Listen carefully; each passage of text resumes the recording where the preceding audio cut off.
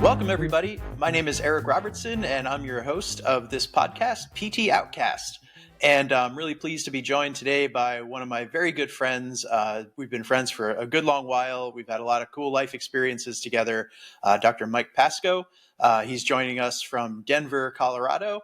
And I'd like to have Mike introduce himself for you. He's an expansive fellow, so there's a lot of things he could introduce himself with. But I'll let him have that autonomy. So, Mike, introduce yourself for everybody. Yeah, cool. Thanks for having me, Eric. Good to be with you. And yeah, I think I'm going to kind of defer to what I put in my bio on social media, right? So I'm an anatomy instructor. Number one, I have training in neuroscience. I like to put that out there as well. And I do teaching of a lot of healthcare profession students. So 80% of my job is teaching. We're talking PT, PA. I just got done with a long 13-year stint teaching med students. I've done dental. And then I balance out the rest of my time doing education research. We can talk a bit about that. And there's all the fun scholarship and stuff there too. And I like to have a healthy infusion of other interests. I've got hobbies. I have a strong interest in postal history. So we might move quickly past that. But if I could fold it in there again, I will.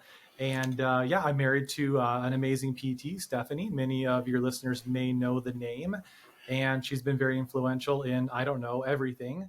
And we are currently raising our two daughters. They are right now at 4th and 5th grade. So that's been a lot of fun. And like our podcast host here, I have a dog, a 4-year-old mini schnauzer named Zoe. I was really pushing for an anatomy themed name like Sartorius or something, but as the minority in the sorority in the house, I got outvoted. So Sartorius is taken because I think that's going to be a future name of a heavy metal band that's based grounded in physical therapy. So definitely looking forward to it. Yeah. So I guess the thing that Mike lit my fire about today was this concept of decolonization of anatomy instruction. And that's what we're going to talk about. And just even saying that is like, whoa, what are we talking about here? Like everybody kind of sits back a little bit like, okay, fill up your coffee. It's ready to go. But even before we get into that, I do want to just point out, Mike kind of hit it in his introduction, but Mike Pascoe is maybe the ultimate PT outcast in the sense that he is not inside of the PT bubble. He's not on the island because, Mike, you're not a physical therapist. This is true. This is true, but he's lived in physical therapy world for so long. You could have a day-long conversation with Mike and not even know that he wasn't a physical therapist unless he told you. His wife is a physical therapist. He lives inside of a physical therapy department at the University of Colorado. And so, I think it's fantastic that you help add texture to our profession. And I think that's not uncommon for people who teach anatomy, right? Yeah, I think you're right. Most of us are trained in biological anthropology or neuroscience. And now within the last 5 or 10 years, there are PhD degrees in anatomy education. So those are the people you want to hire. They are going to know the best way to do the job for sure. But yeah, pretty adaptable group. I've seen my colleagues, work in dental and medicine as non-clinicians. And so we're really good networkers. Like we really need to find the clinicians, connect with them, and help them, have them help us develop clinical cases. So it's good. Yeah, great. So in that sense, perfect guest for the podcast. So thanks for coming on. We'll go back to this term decolonization, and maybe it might be helpful for people to understand how we got to that term, which was, I was reviewing some of your publications and making sure I was as smart as I could be about you. You're doing a different thing here and there. And I saw this paper where you were working to develop a methodology and to essentially identify what is the essential content in physical therapy curricula as it relates to gross anatomy. And this is really something that's very interesting and impactful to me as I design programs and curriculum as part of my job. It's very easy to have that question and overdo it a little bit on terms of anatomy or underdo it. And so I thought, this is resonating with me, this idea of like, well, what's essential content? And then our leap there, or your leap from essential content was like, well, yeah, like how do we rethink every single thing about anatomy because a lot of it has maybe just persisted from these older ideas about how anatomy education occurred.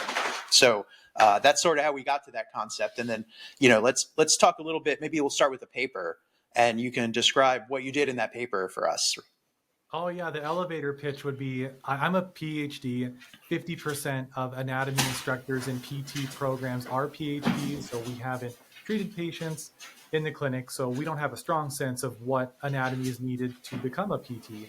So I had surveyed the literature and was looking and found a gap. Like, there are no consensus documents. It's a very common thing to do in healthcare education, and to do an anatomy curricula development is to have a core syllabus. And you go on PubMed and you put that in there, and there's nothing for PT anatomy. And really, when I thought about it, I can't really take MD learning objectives that are core curricula and, agreed upon, and put those into my curriculum. They just don't line up, because each profession has a different scope of practice.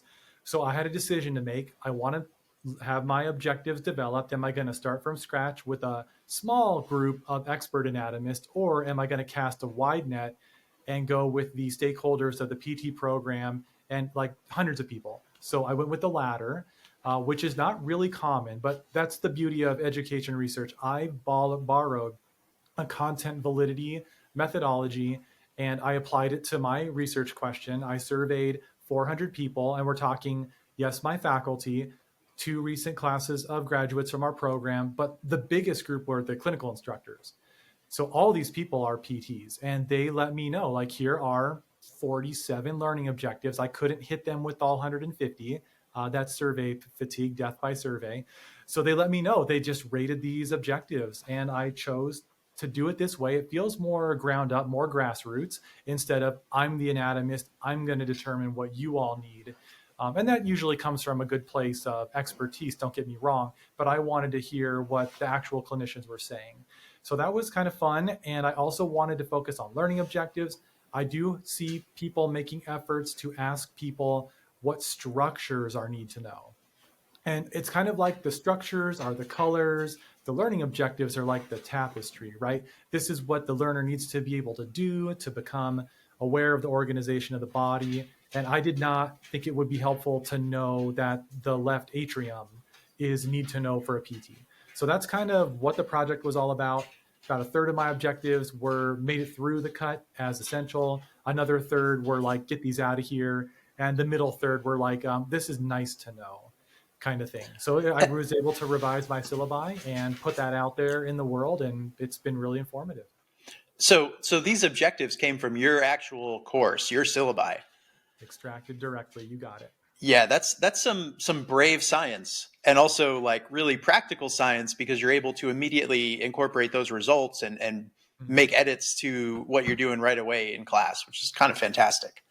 Yeah, let me give you an example of one that didn't make the cut. I inherited a curriculum, and my predecessor would spend 15 minutes on talking about fetal circulation, which as an anatomist, I love. It's embryology. Embryology explains what we see in the fully developed person. But PTs did not say that that was relevant. And I should also frame this as entry-level PT. Maybe Right. if you become cardiovascular, specialized, or pediatric, maybe that is more essential, but not coming out of PT school.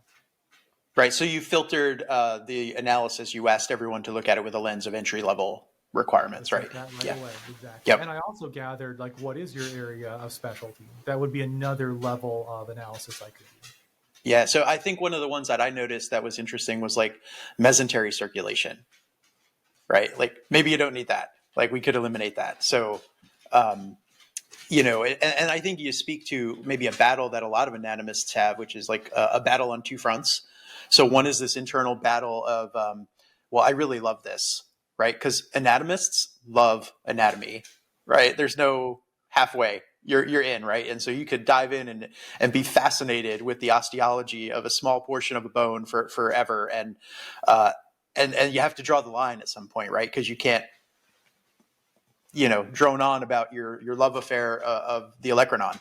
But on the other hand, you're also fighting this battle of what came before me, and this is how anatomy works. And that's where we get to this idea of decolonization. So you said it. I'm going to let you kind of define it for us.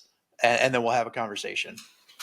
Yeah, I mean, I'll give you my lens. I identify as a white male, and so that's been my life experience.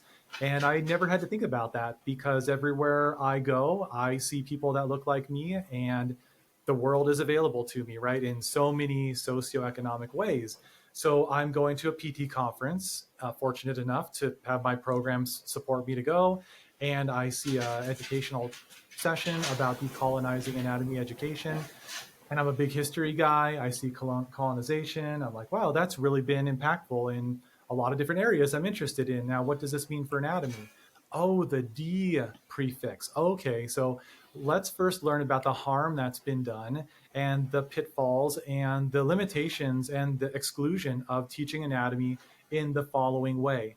Only representing the body as a white male and hypermuscular. So there's some weight bias that creeps in there, and let's also talk about the body in a secret code language that really is a bunch of people's last names. And let's acknowledge that those are old white men. So this is totally building on work by a lot of really good anatomists. So please dig in deep and look for research papers with things like nomenclature. So no, like capital nomen, like let's get the names of these old white men out of our terminology. And that is for cognitive load enhancement and also for inclusivity. So that's what decolonization of anatomy means to me. It's influenced by a lot of experts in the field and just seeing larger decolonization efforts in the world and now turning that on anatomy, because sometimes we like to believe I'm going to work and I'm doing science and I can step away from society and culture and what I do and where I am. I can isolate myself. Maybe as a white male I can more easily, I can do that, but really no, like it's everywhere. It's an institution, racism that is, and so it's everywhere. And I just had this awakening to how it exists in my teaching materials, and the big question, the journey I'm on right now, what am I going to do about it? Yeah, I love the personal accountability challenge that you've given yourself there. Like, how can I start to make changes? And even if that starts by just acknowledging that there's this institution of how these things have come from, you're immediately starting to challenge that power dynamic that maybe has existed, right? So, even the nomenclature thing is really fascinating to me, right? Because it's like you just know it from a long time ago, and you don't even question what these things are called. And then you're like, well, why is it called the Circle of Willis? Right? Like that, where'd that come from? And so, I see similar thing with clinical tests, right? If you go through a clinical test and you open up like the McGee textbook of orthopedics and PT, and you'll see all these tests, and they're all related to a name versus describing what the test might be doing or might be finding. There's a lot of test names, like Eli's test, for example. Like, well, who is Eli? So just there, I think that I like how you phrased it, the secret code language. Yeah, it is. And so that, I equip my students with perspectives on this, like, hey, you're the next generation. Can you help us push these eponyms out of your area of practice? So you can always drop the inclusivity piece, but there's also, it adds to cognitive load. And we know that's bad Mm-hmm. for learning. So why do we keep doing this to ourselves? Yeah. So talking about like representation of different body types in anatomy education, I guess it's always a white hypermuscularized male, right? That's interesting. I remember one time speaking to an anatomist, an illustrator, medical illustrator, who was very like viscerally upset about Netter images because they felt like Netter like over emphasized these like beautiful muscles, and they weren't as realistic of a depiction as was possible. And so this person is just sort of their passion. They like felt like they needed to fight against this idea of this like perfection that was presented in the Netter Atlas images. So uh, that was kind of interesting. How do you approach including different body types in anatomy? Yeah, I mean, I don't have a direct say on which donors come into our program. That's all randomized. There's not supposed to be any differences there.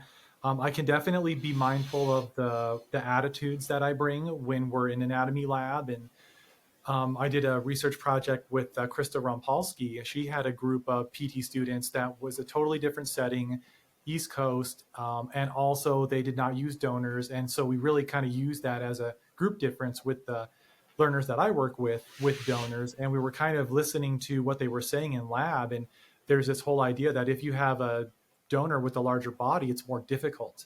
You don't learn as much. You have to work harder. It's not fair. So we really wanted to at least equip the students with the idea that, you know, your patients are going to be different body types, and what are you going to do then?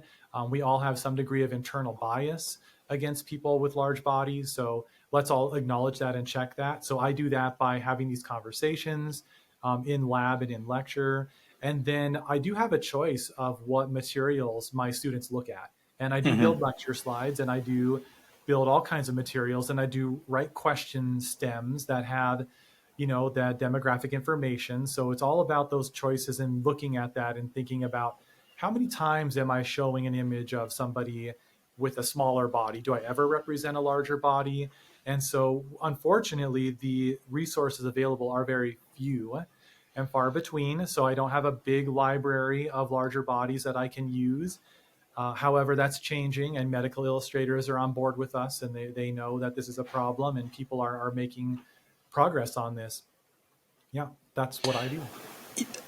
So I guess a follow-up question would be, in terms of donors, my guess would be that people who elect to be donors, there's probably a skewed bias there in that pool of people, right? I don't know if anyone's asked that, but that's the hypothesis. I think you're right. Yeah, so that would there's another research project for your anatomy collection of people to go after, right? Because then how do you change that? How do you engage people that the system has sort of like shunned a little bit and left on the outside? How do you engage them to make this meaningful choice about being a donor? That feels like a really big gap to bridge. Yeah, I think that their healthcare providers, people in their lives, are probably messaging to them overtly or subvertly, like, hey, your body is not as good. It's not worthy. It's not valuable.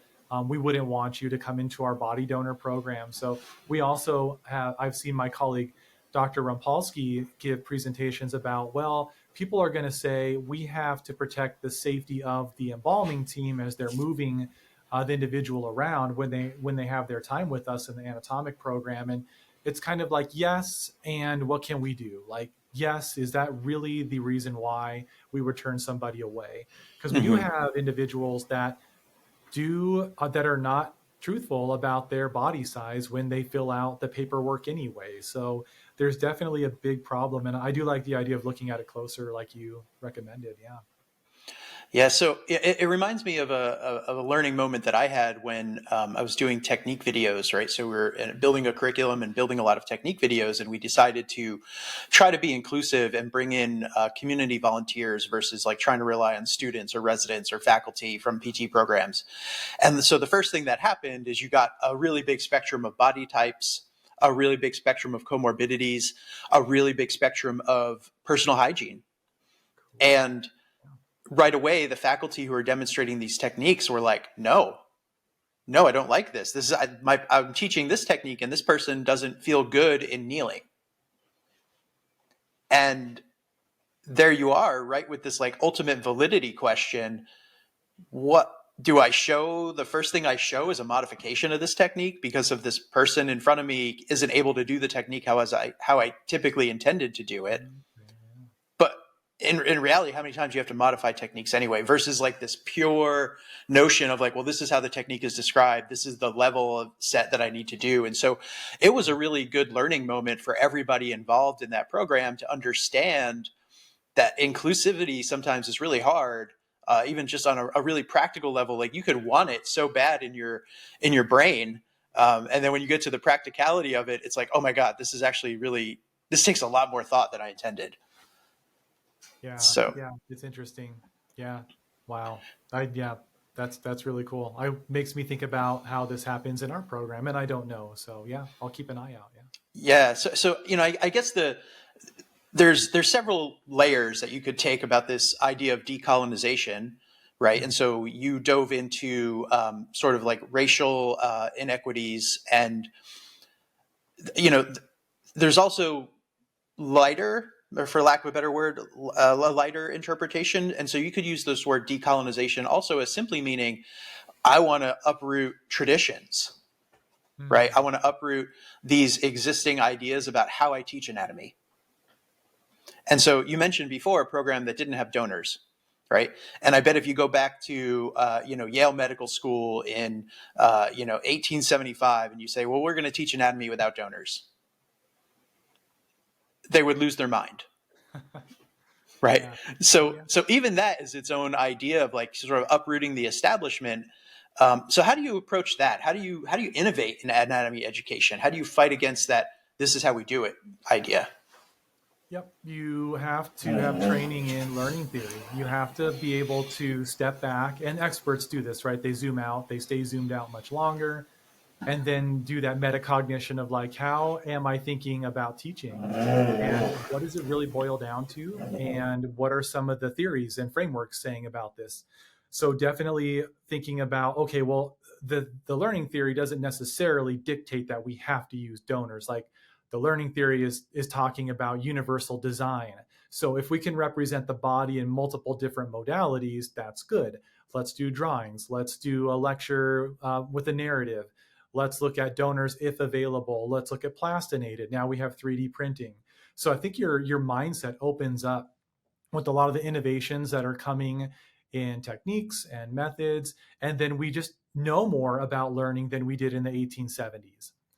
So yeah, I mean, they probably thought things were like floating through the air to get into your brain at that time, right? But now we know it's a lot different, and we've got some different frameworks. So I think that what we can do now, and what we'll do for the near future, is we'll just look at these frameworks and cognitive load theory. How can we reduce cognitive burden in these different environments? Things like that. That's how I think it's done. And so that's how I do it on a theory level, and then it does get more practical from there. Yeah. So I guess I'm starting to think about you rooted this in learning theory, and hey, Mackie, it's okay, buddy. Mackie's hungry for lunch. He's still struggling with daylight savings time. So you rooted it in learning theory, which is interesting. You early on, sort of in this conversation, mentioned anatomy PhD programs, which are growing, yeah, but still we have a deficit of anatomy educators who are steeped in like modern learning theory and anatomy at the same time. Is that that's my idea? Am I speaking nonsense, or where do I stand? No, there's a great paper out there that totally demonstrates that there is a shortage of qualified anatomy instructors to meet the demand. No, you're right. Yeah, it's out there. Yeah, and that's something that a lot of new programs struggle with because they just can't find people with the expertise in anatomy to teach. And so, as I go and I help different places develop hybrid programs, that's something that we run into right away because people really want to be involved in education and they want to teach, but we don't. How do you demonstrate your expertise even for accreditation in anatomy? Yeah, I mean, I think that, and I don't know for sure because all I ever do is I submit my CV, and then you know just have well, not necessarily, I've never gotten feedback, but my assumption is that what they might want to see is participation in continuing education. It kind of sounds Yeah. like people evaluation, right? Like they want to know that you're committed to master adaptive learning. You're learning how to learn all the time. You're going to keep bettering yourself. And I think that I meet the mark because I demonstrate that I go to these conferences all the time. I bring ideas back and I implement them into the curriculum. So that's what I would keep an eye out for. And if I were recruiting anatomists in a PT program, I would go set up a table at an anatomy conference and let them know, like, hey, we're looking for people like you that are here learning. Yeah. Oh, I love that. That's a great idea, right? Kind of meet them where they are. And if you're new into education or you're thinking about, well, how do I develop my skills as an anatomy instructor? I think you sort of gave us a secret sauce there, which is, yes, learn about anatomy from anatomy conferences, but also learn about learning theory. Learn about just in general pedagogy, because all of that helps round you out as an instructor.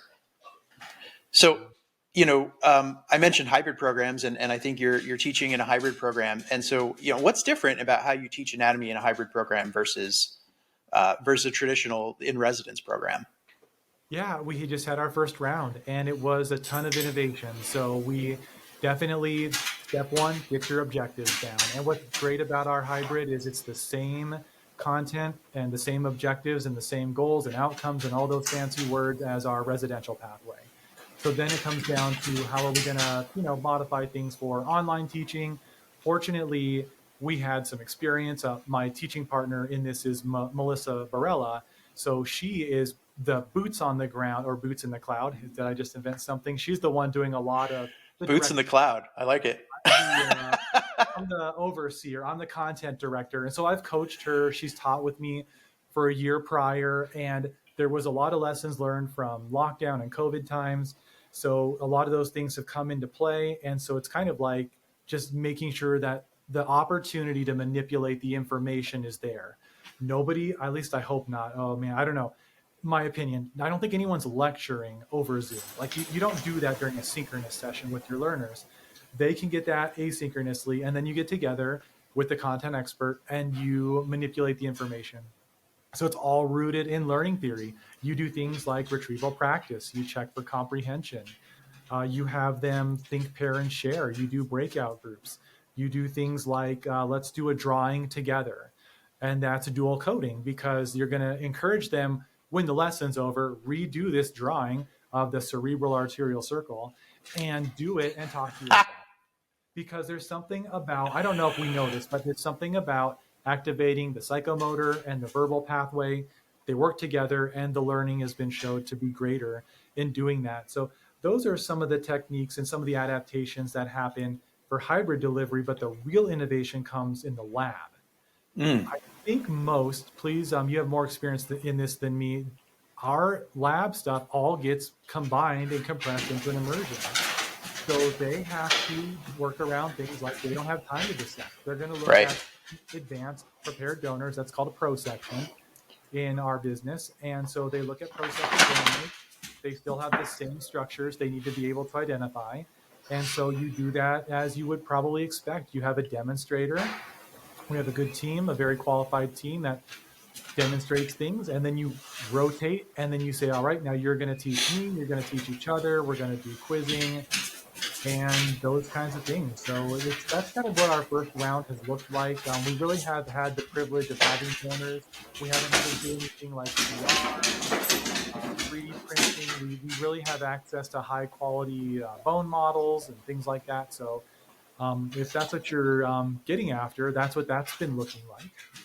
Yeah, when you're making asynchronous content, how do you deliver that content? Is it videos of cadavers? Is it like digital imagery about anatomy? What are you I guess introducing the students to? It's got to be multiple modalities, right? So all the above. It is textbook images with narrative attached to them, and then there are videos. And we've developed a library of videos over the years. If you're at a university that doesn't have donor-based videos, there's a whole database, a virtual donor database that's available, and you can use those materials that have been made available. Yeah, so that's twice now. Once you explicitly mentioned it, and then right here you sort of implicitly mentioned this idea of universal design, which is, providing the learners multiple avenues to engage with information and empowering that also sort of a feedback cycle from the learners about how they're doing with that stuff. So did you learn anything from that first rendition of your hybrid program that you might want to do differently? Yeah, I mean, we were not prepared to give our students their own plastic model skull that they could take after the first immersion, because following immersion 1 is head and neck in that second part of anatomy. So we learned that, they need to have all that detailed bony landmark anatomy in their hands. I think that would have really helped. So that's a change that we're going to make for sure. Yeah, so they're going to have some models, right? So, yeah, great. So, and I think, my dogs are getting hungrier and hungrier as we go, and I think we're getting closer to the end of our conversation, which will probably make them pretty happy. But, so I think you're uprooting anatomy education in a few different levels here, and they're all admirable, and they're all equally important. And I think hats off to you for thinking outside the box on a consistent basis, which is, I think, how you and I first connected way back when we were writing on PT Think Tank, and we had these ideas that we wanted to share with the world. So, it's been a real pleasure to stay connected with you and develop this friendship and to learn from you all the time. So I really just want to say publicly, you inspire me quite often, Mike. So thank you. Yeah, cool. Of course. Yeah. Yeah. So good. Any other like things like what's next? Are you going to follow up and do more learning objectives about that essential anatomy stuff? I saw like more learning objectives or maybe more programs. Like what's the next step on that research? Yeah, the next step, I'm working with Hannah Harriet at Regis. She's the anatomist there. And I'm jealous of her because she came out of the PT education program, right? So she's coming out, she's in the program there, and she read the paper about objectives, and she wants to know what are the student opinions and how do those opinions change throughout anatomy. So we have got the data collected from me. I went first. Our students here at CU have anatomy in the summer, and she's in the thick of it in the fall at Regis. And we're going to gather our data, and we're going to have this nice multi-site insight into what do students now think about what's need to know. So that will be like the next step, I think. Yeah, I almost feel like you're creating these little nuggets of knowledge, these little like islands, and maybe one day you have enough of them to form like a guideline, like a teaching guideline for what goes in, and that could be really influential in terms of helping anatomy be efficient and helping anatomy education be affordable and accessible. So yeah, there's a lot of stuff there. Yeah, I read and I use frameworks all the time, and now I'm very interested in how are these developed. And a lot of my colleagues have developed great frameworks, and they know how to do that. So I can look to them, and I can look to artificial intelligence to summarize all these different ways and get me started. And we'll see where that leads. Yeah, that's the next thing. So maybe come back again soon, and we'll talk about what you've learned about that. So yeah, sounds good, friend. Yeah. Yeah. All right. So, Mike, again, thanks for joining us here on PT Outcast. It's been a pleasure. I enjoyed the conversation and your time, and we'll talk soon. Thanks, everybody. Sounds good. Thanks. Bye.